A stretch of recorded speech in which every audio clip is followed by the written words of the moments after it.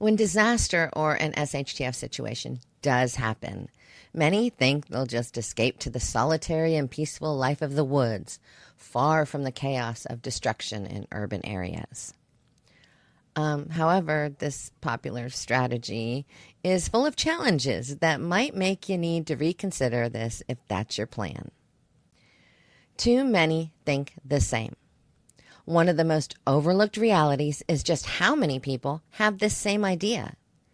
If everyone heads to the same wooded areas, the isolation you sought will quickly vanish, replaced by crowded conditions just like the cities you fled.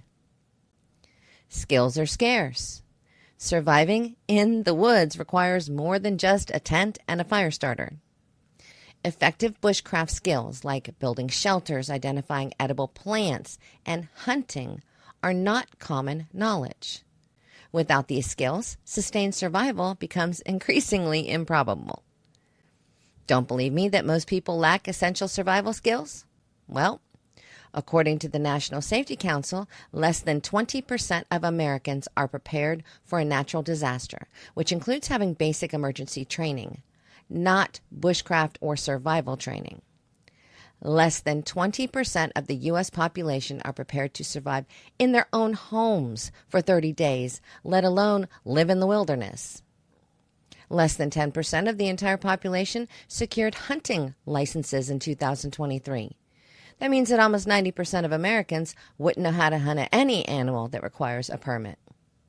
Of course, I'm giving some leeway for those that, might not go ahead and get those hunting licenses, and for those who hunt squirrels and other animals that they kill and eat. Rapid resource depletion. Increased population in the wilderness areas leads to a swift depletion of resources. Firewood, food sources like fish and game, and even clean water can quickly become scarce as more people compete for those same essentials. Don't think we'll run out of food?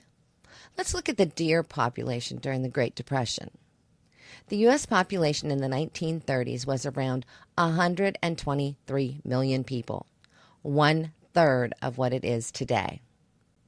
Desperate for food during the Depression, they hunted deer almost to extinction in some areas and severely depleted the animals' ranks across the country. And they also hunted does indiscriminately, as they were starving. This meant that the reproduction abilities of the deer also went down. It took almost 70 years to see deer come back to their pre-Depression era numbers. Today, we'd wipe them out completely within a year. Water contamination risks. Speaking of water, contamination is a serious concern. In a survival situation, not everyone is mindful of upstream activities. What someone else discards or contaminates upstream could compromise your only water source, leading to illness when you can least afford it.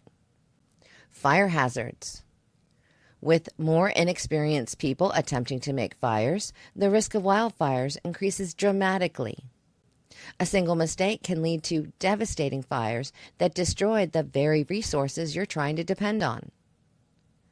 Potential for conflict. As resources dwindle, tensions are likely to rise.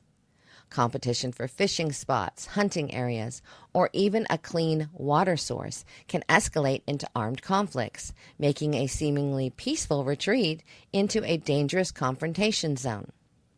And I'm not even going to discuss the groups that decide to prey on those attempting to survive in the woods, which will happen. Health challenges. Extended exposure without proper shelter and sanitation can lead to various health issues, like respiratory problems from the cold and damp conditions to tick-borne illnesses like Lyme disease. How about wildlife encounters? Increased human presence in natural habitats can lead to dangerous wildlife encounters.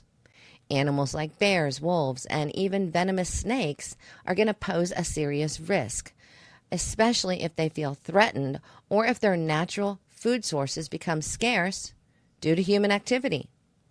And we're already seeing this now with increased bear and other animal sightings in suburban areas as their natural habitats are taken from them. harsh weather conditions. Weather in wooded areas can be unpredictable and harsh. Exposure to elements without proper gear or shelter results in hypothermia, heat stroke, or severe weather-related injuries. Changing seasons can also drastically alter the survivability of an environment. Inadequate shelter. Constructing a durable, weatherproof shelter with limited tools and skills is a significant challenge. Temporary shelters like tents or tarps may offer little protection against prolonged exposure to harsh weather, leading to increased vulnerability. Limited access to medical care. Injuries, infections, and illnesses can become life-threatening without access to medical care, which is going to likely be limited or non-existent in remote wooded areas. Even minor injuries can become serious if not properly treated. Which, of course, unfortunately, brings up the subject of burials. Burial sites can potentially contaminate the water supply. And, once again, here come the wild animals, because the humans in their environment have limited their ability to eat.